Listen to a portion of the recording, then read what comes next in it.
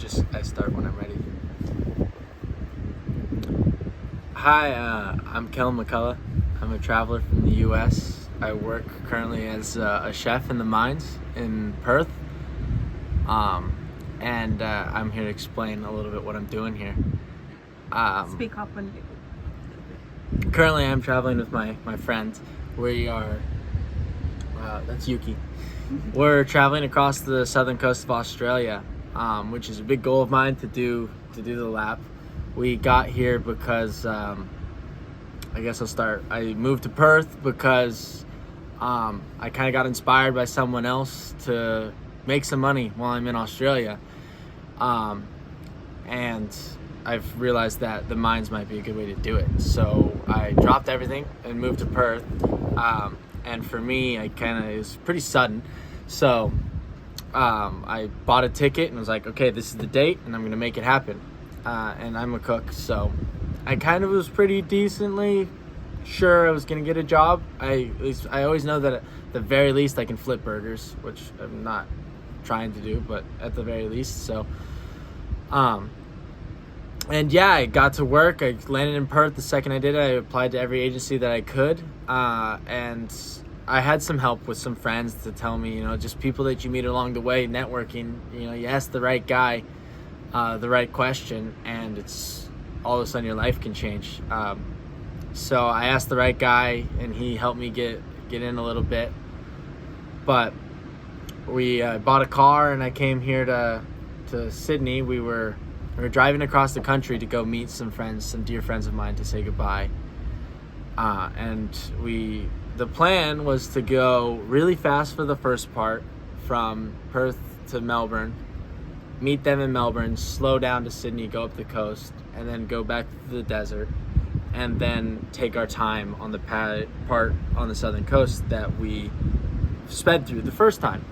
But 6 hours outside of Melbourne, on the first pass, the car starts acting up, and we get stuck in Melbourne,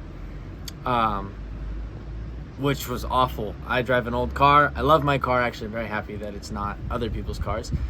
But the fact that it's kind of unique and rare, it's a 1990 Mitsubishi, meant that parts are really hard to come by and scarce. So while the repair I'm not happy to pay the money, it's the time that really took it out of you.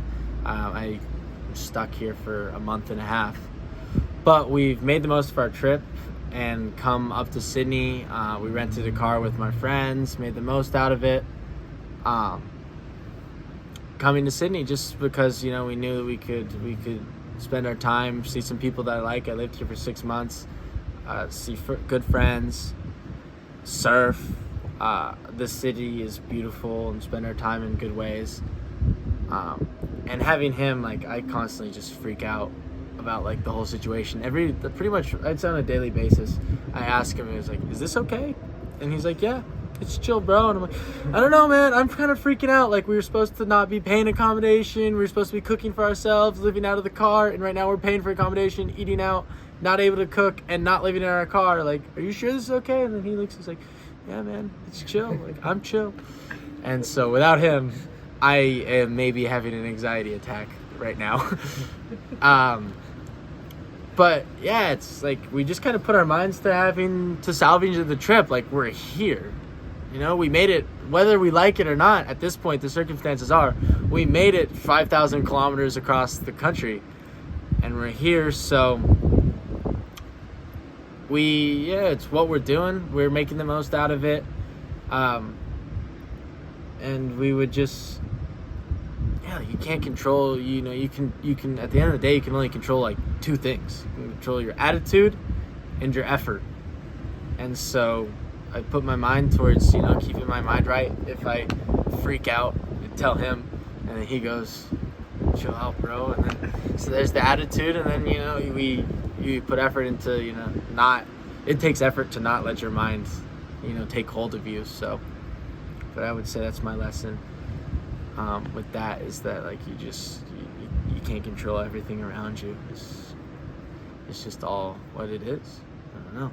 Having him to be chills me out, and the company you keep, is good. The company you keep. Yeah, and we met just at the beach.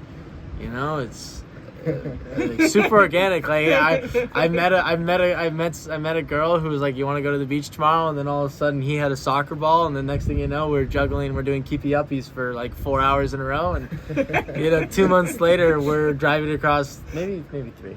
Maybe 3 months. 3 months later, we're like, like best buds, inseparable. I go where he goes. He goes where I go. And we're about to have even more fun.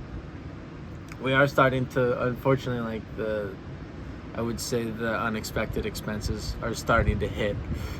But, at the end of the day, like, you can always have reasons to not do things. And, there's always excuses, but money's just an excuse to not do the things you want to do. And if you can prioritize and keep yourself safe, then there's no reason to not do any of it. That's as far as I see it. There's no reason to, if you have that confidence, like, I'll be okay, and you can will it into existence, then yeah, at the end of the day, any reason not to just becomes an excuse. And I've learned that in different lessons, whether it's traveling or in the kitchen where people are yelling at me, or in my own personal life. Little backstory, I guess, like, in my personal life, am I done? Oh, speak up. When I was 17, I had cancer, and so that's really where I learned, like, it's all just your attitude. They actually tell you that attitude's everything. And ever since then, I guess it's easy for me to say because I have, like, that big open door where, like, or I guess it's more like someone, like, ripped the curtains off of your window and, and you're hungover. To learn that, like, your attitude really does shape your circumstances. That's kind of where I run out of things to say.